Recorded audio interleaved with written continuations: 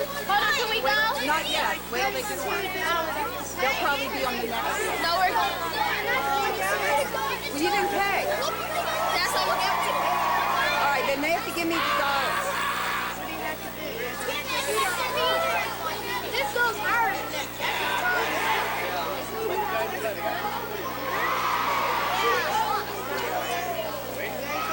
I think it'd be too crowded.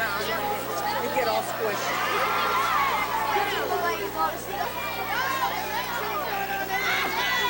I like the Renaissance Fair. But we can't come that no more. Oh my gosh, that don't even look the same anymore.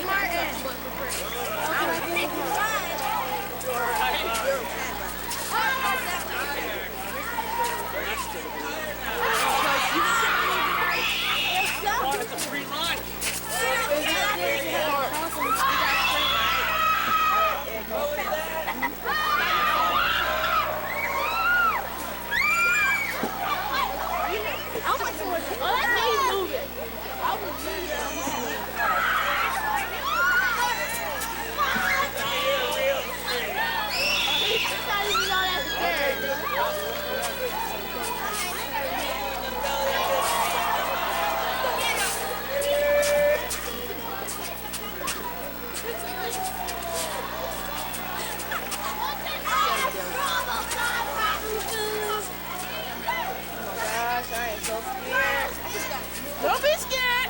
You should have. Yeah, but how much did I Oh, God. How much time did my hands at? They did not have Gatorade back in the day.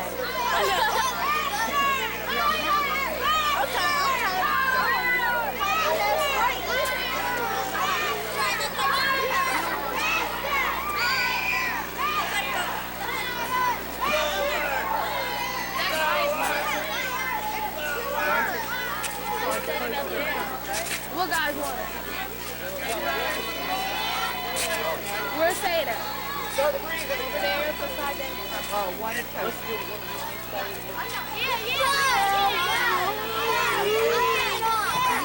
tell him you need the dollars so I can give it to you. What you got? Oh. It's our turn. Who else getting on?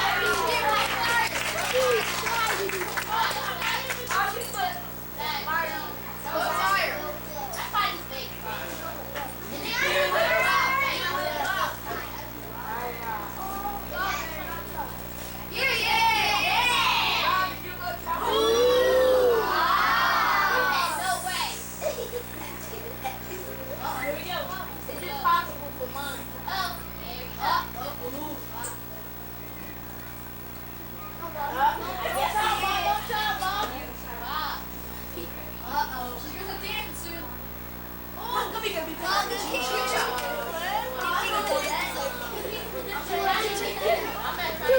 just get up there. Oh yeah, shake. Let's go.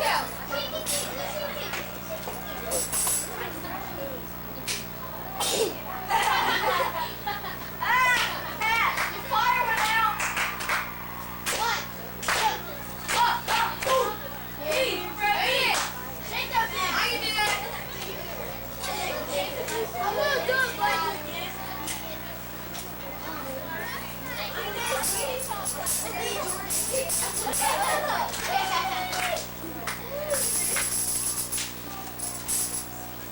Go Queen.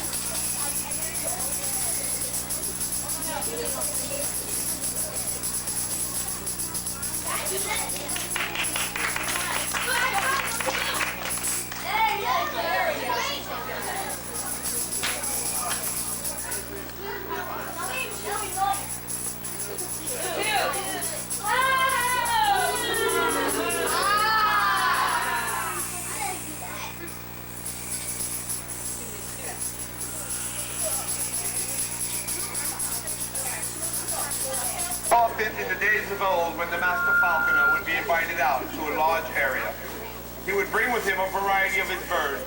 Hence the lords and the ladies, the nobles, as well as the peasants would be invited out to come and witness the flight of the raptor. For there was a time not long ago that it was said, even an educated man was not considered a gentleman, least he had a knowledge of falconry.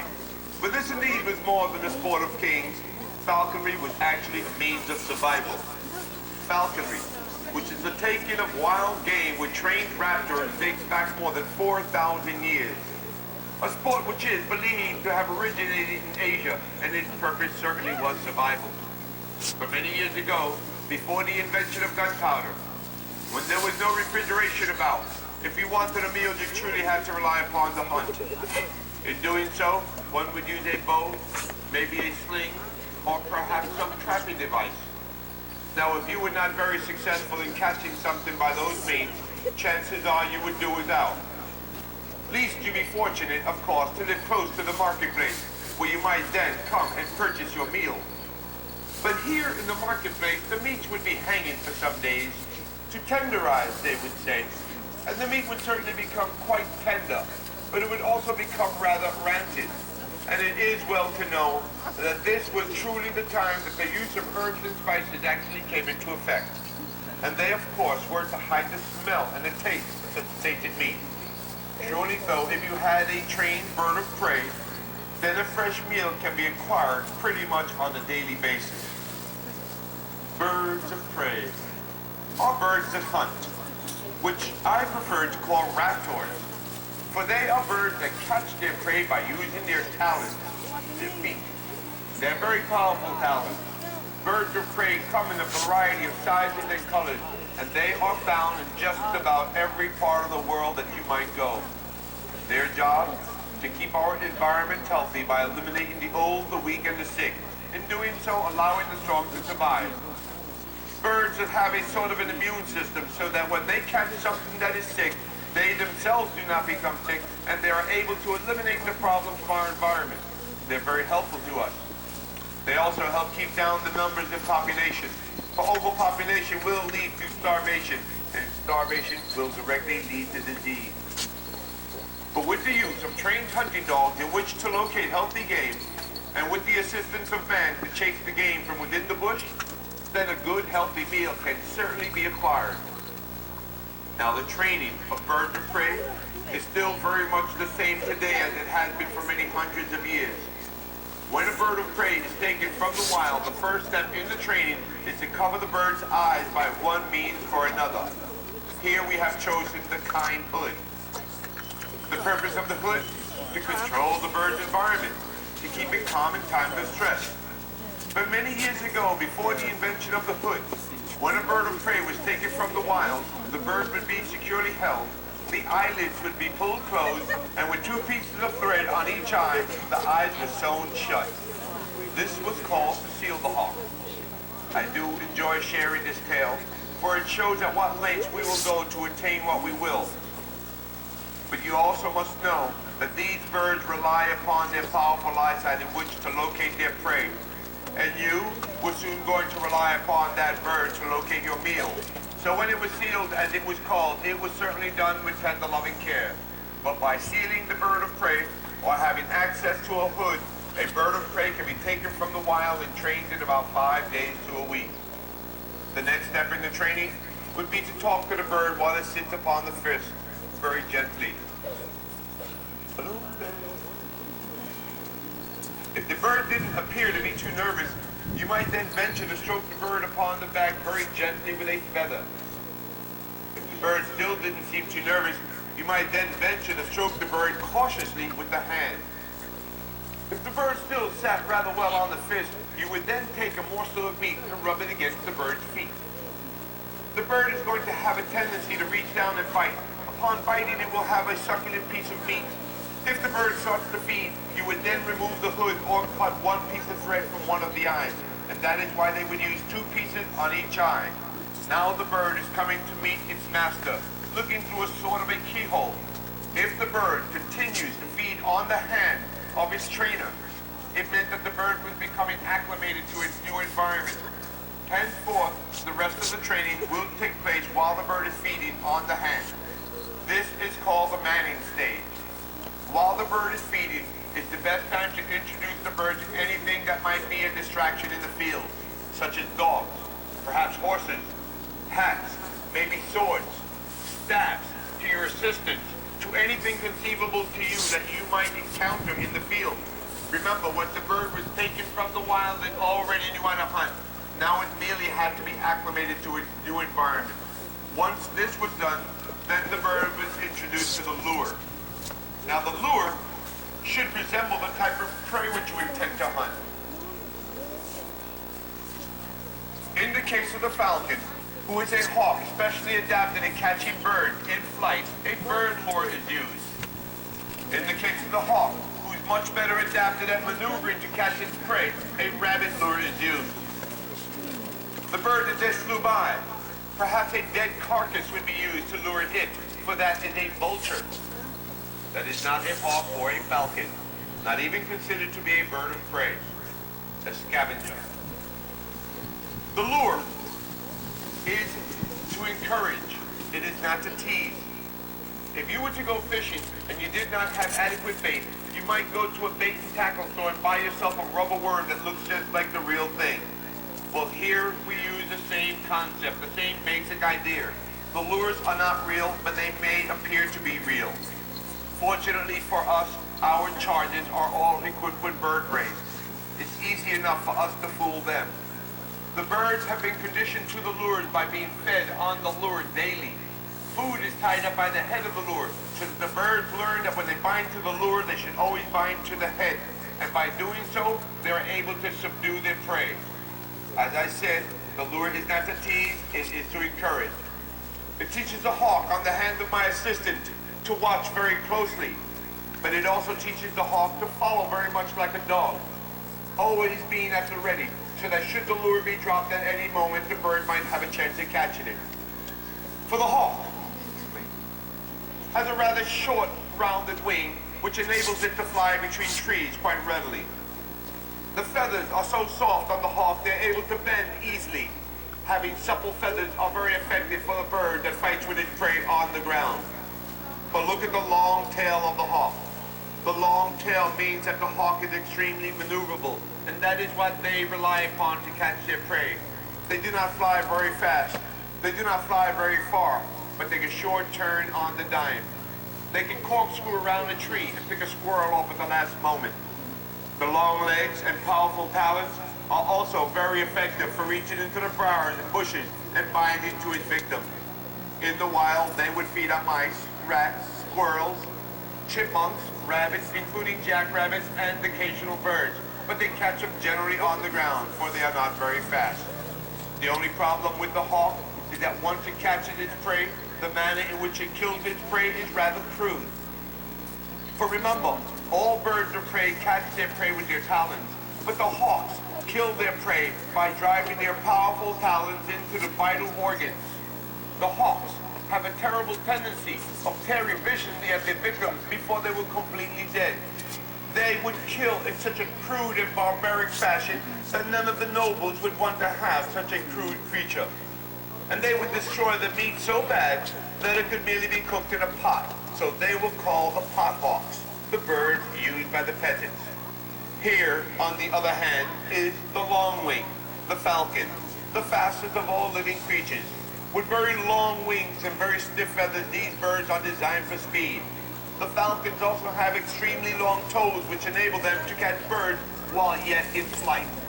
A falcon can see 8 to 10 times better than we can. And with such a powerful eyesight, their natural tendency is to circle and climb until they go so high that they disappear. Now that, my friends, is a trick. But when birds look up into the sky, they are not aware that the falcon is waiting on high above.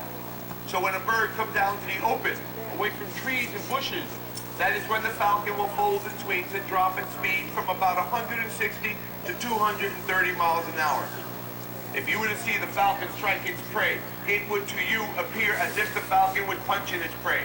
The long toes are not to enable the falcon to make a large fist, but merely to make it easier for the bird to reach out and bind to its victim. If they hit it, they roll in the sky, they come back, they grab their victim, they bring it to the ground, and then only falcons, regardless of their size or color, have a special notch on the beak which is called the falcon's tooth. It was placed there by the creator to fit right into the vertebrae. The falcon always severs the spine of its victim. They kill their prey in such a noble fashion that these were the birds that were kept by the upper class, by the emperors, by kings and dukes of exceptional clout.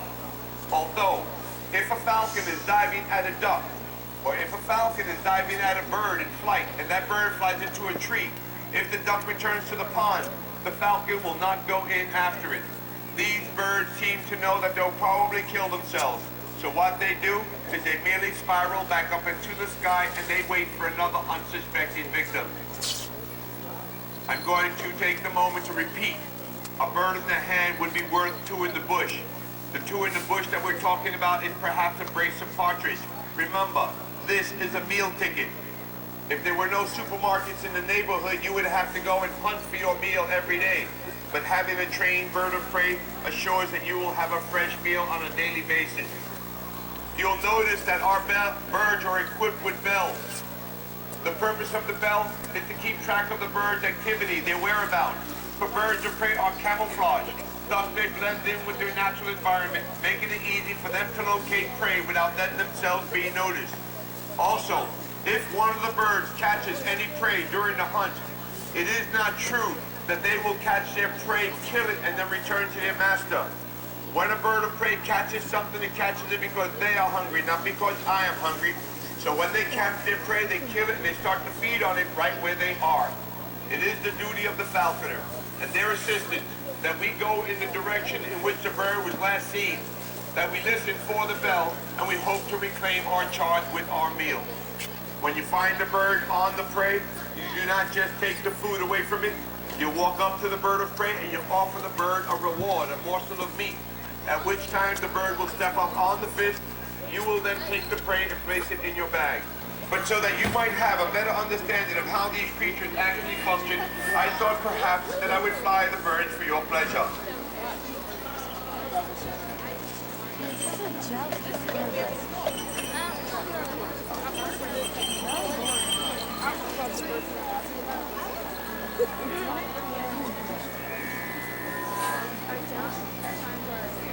Yeah, it's when they sit on this horse and they jerk the sticks and everything.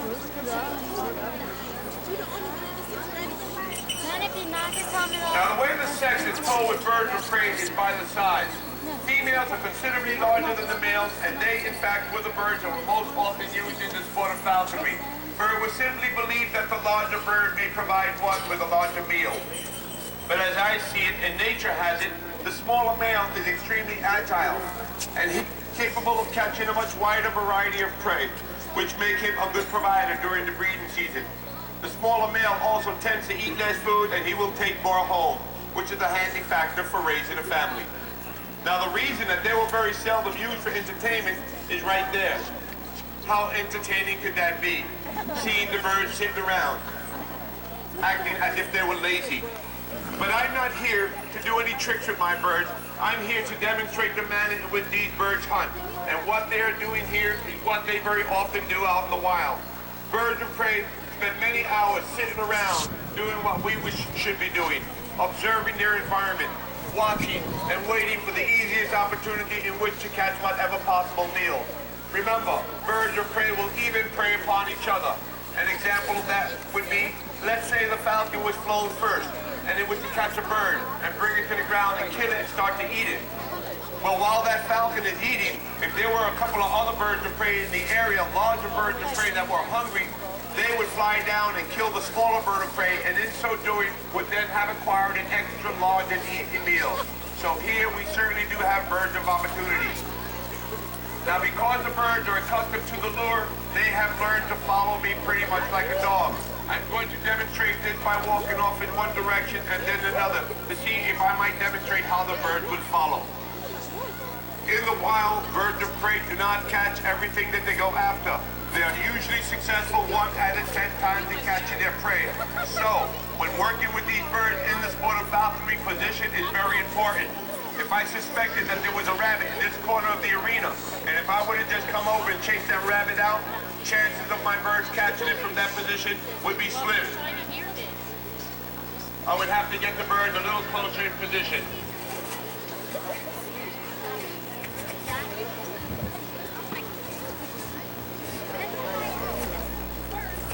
Natural prey. If any bird at any time manages to strike the lure, however likely it may be, the lure will then be allowed to fall to the ground. The bird should then immediately return to the lure, and the reward will be given.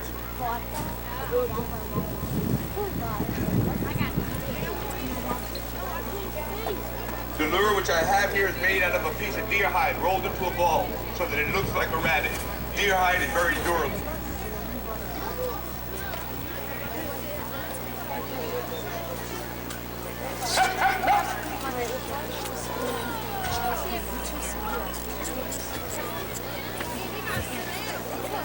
Quickly I hide the lure, the birds are going to take the perch. There's somebody sitting.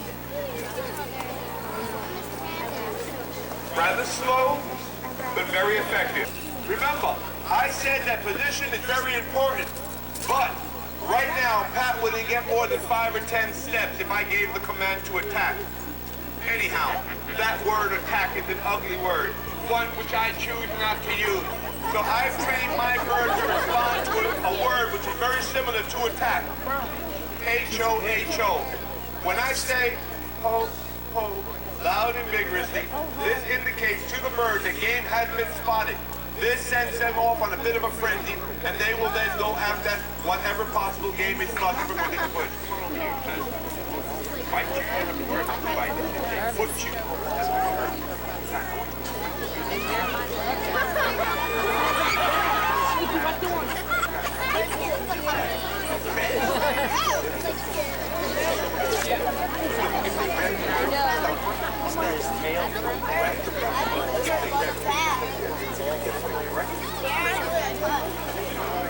He thinks Pat's the winner.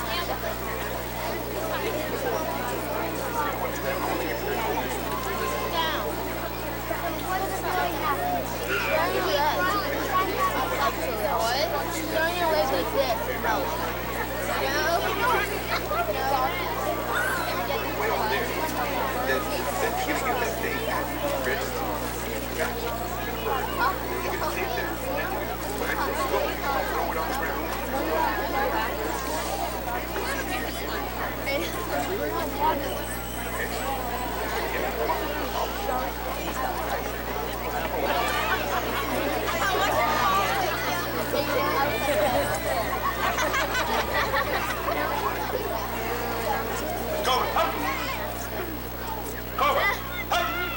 Cobra! Don't do it yet! Don't you ruin it!